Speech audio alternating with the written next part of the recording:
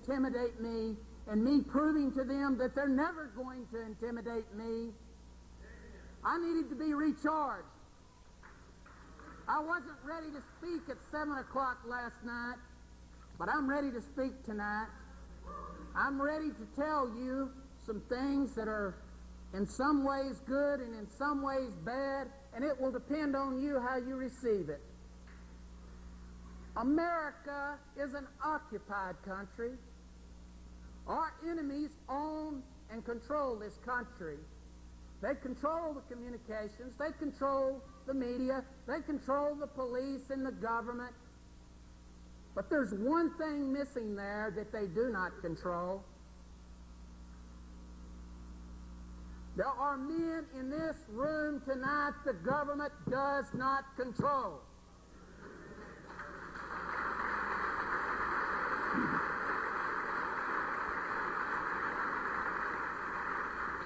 I am here to urge you to be one of those men or women if you're not already.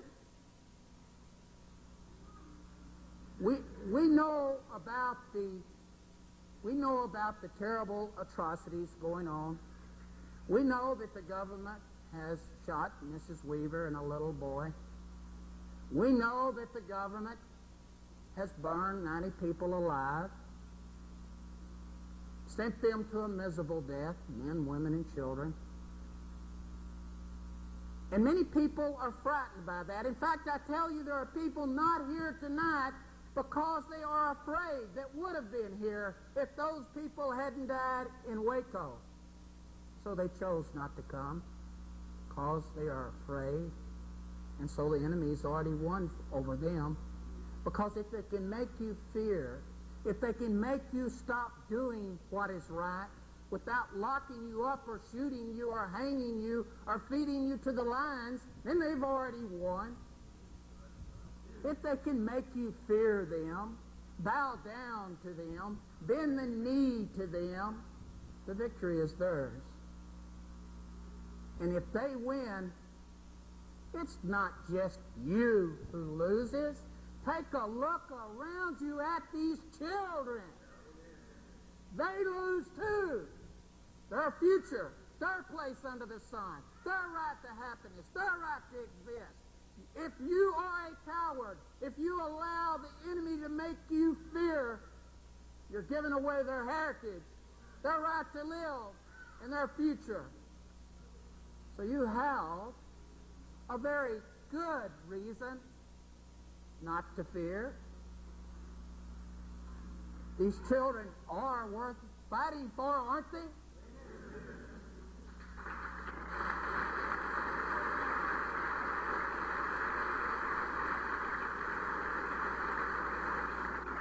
Keep in mind that those who would make you fear are evil, vile, despicable cowards.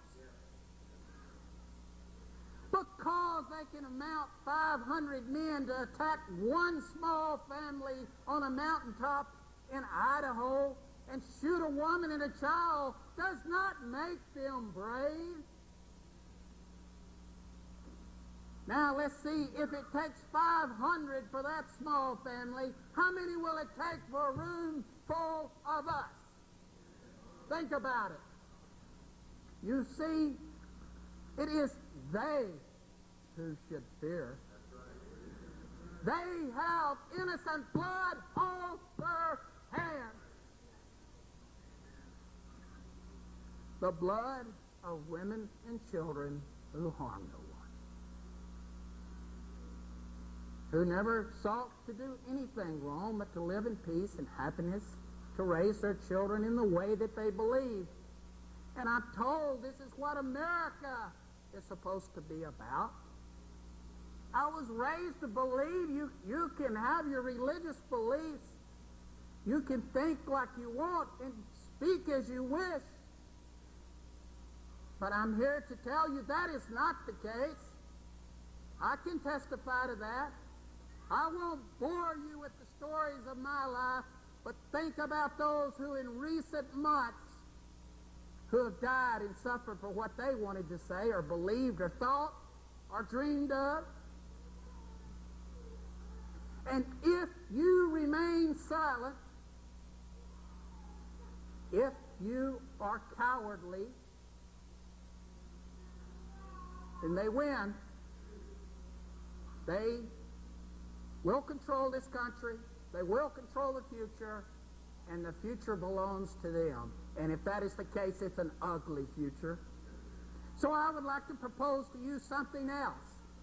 I would like to propose to you that we make the future beautiful, a wonderful place to live, where we can raise our families and our little children as we choose to raise them, where we can believe in those things that we hold dear, and where we can practice our faith as we so desire. And it requires you to exhibit courage, if that is the vision that you have for the future.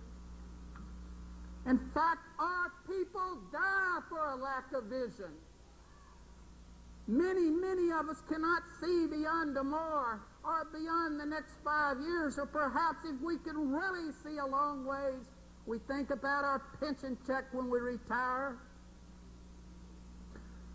I asked you to hold in your heart and in your mind a vision of a future for these children, not just the children that you see sitting here tonight, but their children. Can you love that much? Can you care that much to put aside those things that are important to you? In times past, our people were raised to believe in honor, duty, loyalty, and courage. And we were a great nation. We were the nation on the face of the earth most blessed. And we believed in honor, duty, loyalty, and courage because as a Christian folk and people, we felt those were ideals that our Father would have us believe in. And we practiced them, and America became strong. Today, we have traded those ideas, honor for perhaps a new car, duty for perhaps a large house, courage for perhaps a secure job. And our children, our wives, and our men are not safe to walk the streets. Because we have chosen the weak things, the materialistic things, our people die, suffer. I rode up here with a fine lady who I have met in Coeur d'Alene, a great patriot, and she was telling me about her sister. And she said when she was visiting her sister, that her sister, who doesn't believe like her, took her to the window one night, pulled the curtains back, and said to her, "Eve, look out there. Everything is the same as it was. The kids are riding up and down the street. The trees are still growing. Why don't you give up these strange beliefs? Why do you keep on and always persist in thinking there's something wrong? Can't you see everything is okay?" And I said to Eve, "Eve, what she's saying to you is because some little child is found murdered on the side of the street and it's not her child, everything's okay. Because she does not belong to a church that tanks come crashing through the walls, crushing little children and women and setting the place on fire, everything is okay. Because the ATF has not come through her front door and abused her little daughter or abused her son or hauled her husband off to jail because he believes in the Constitution of the United States, everything is okay. What she is saying is she can love no one but herself.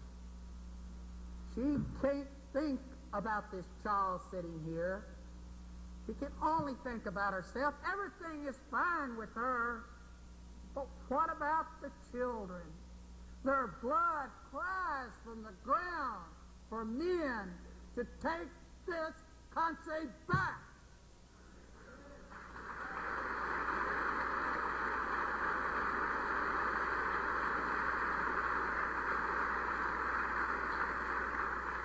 It does not require, in my opinion, a lot of courage to face the enemy, for they are cowards. I have had people tell me, because of the Waco situation, well, you were so brave to stand up and ask them, were they setting up a police state? And I thought about that a second, and I said, it is not hard to be brave when you're sitting in a room full of cowards.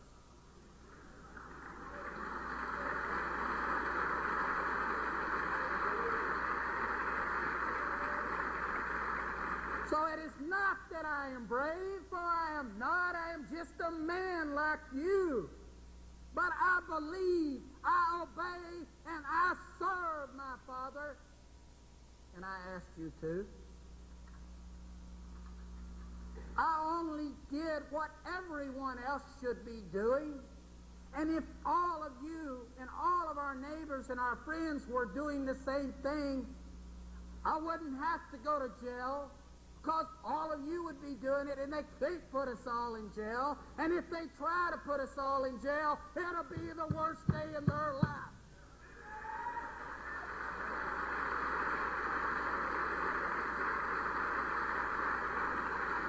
So fear not these miserable federal dogs. These cowards who gang up on women and children and shoot the children in the back and the women in the head. Why fear such a coward? They are beyond contempt, but not beyond hate. For you are commanded to hate those who disobey the law of our Father with a perfect hatred. Can you do it? Will you do it?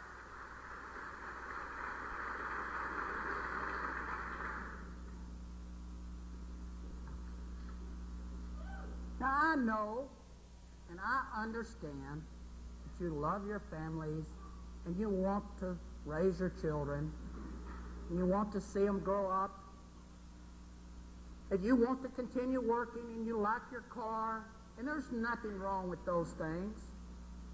That, in fact, is a very healthy instinct. But where that becomes unhealthy, and in fact becomes a crime, is when you are unwilling to fight for that which is right. Which means you may know the chains, you may know the leg irons that I have known and others have known. You may know the crash against the concrete wall as they bash your head into it. You may know the feeling of them ramming you over into the back of a car and beating your head against a trunk several times to get your attention. You may know those things. But if enough of us know those things, if that's what it takes, then we will know, and these children will know, freedom, liberty, and a future. So if it takes a few bashes against the wall, if it takes a few strolls with leg irons on, I'm ready. Are you? Let's go and get it. Reach and get it. If you can't get it, don't stay.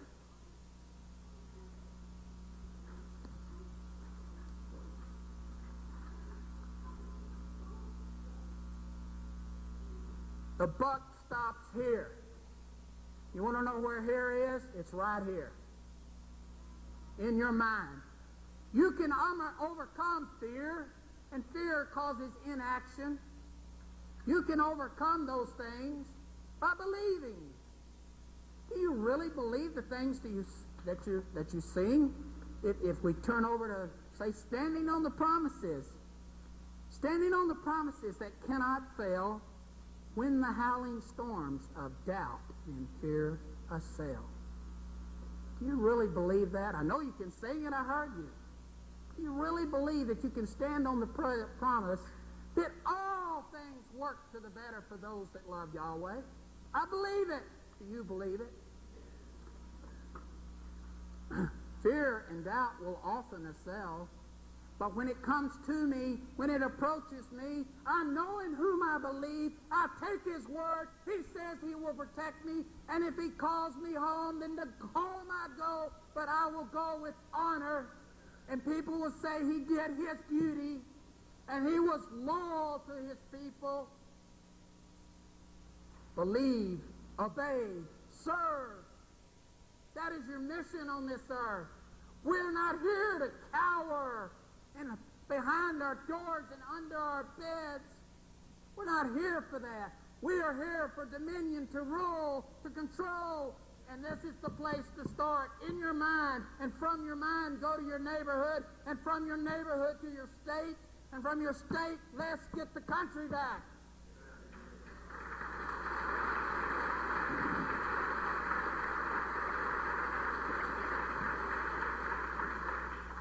It is time for evil men to fear. Innocent blood is on their hands. There is no blood on your hands. You have taken no one's property. You have harmed no one. You've sought to destroy no one. Why fear? What did you do wrong? Why do you fear? Why would you fear them? What have you done wrong that makes you fear? It is they who have done the wrong. It is they who have violated the laws of this nation. It is they who have violated the laws of our Heavenly Father. And it is they who deserve punishment, not you.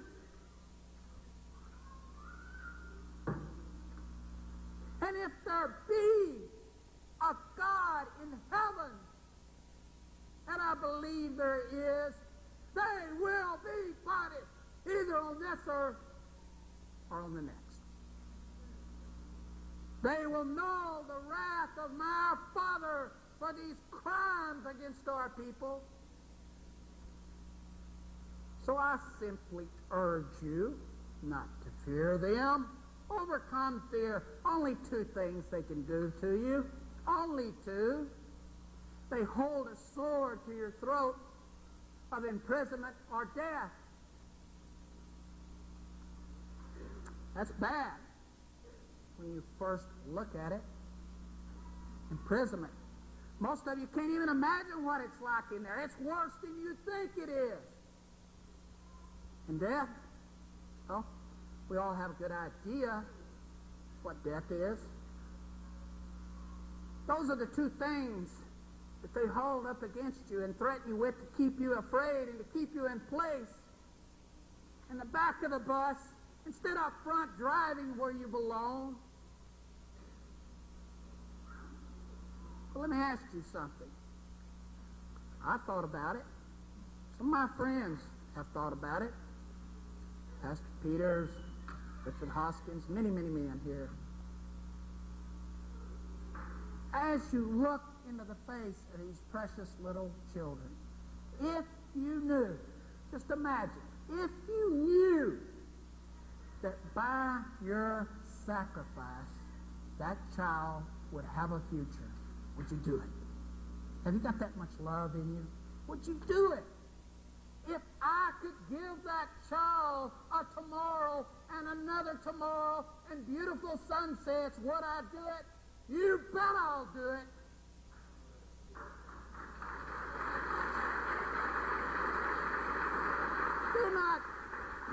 Do not fear them. Be not afraid of them.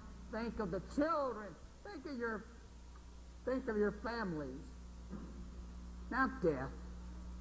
Well, we all know what death is. We have a good idea, don't we? And it's either good or bad depending on how you look at it.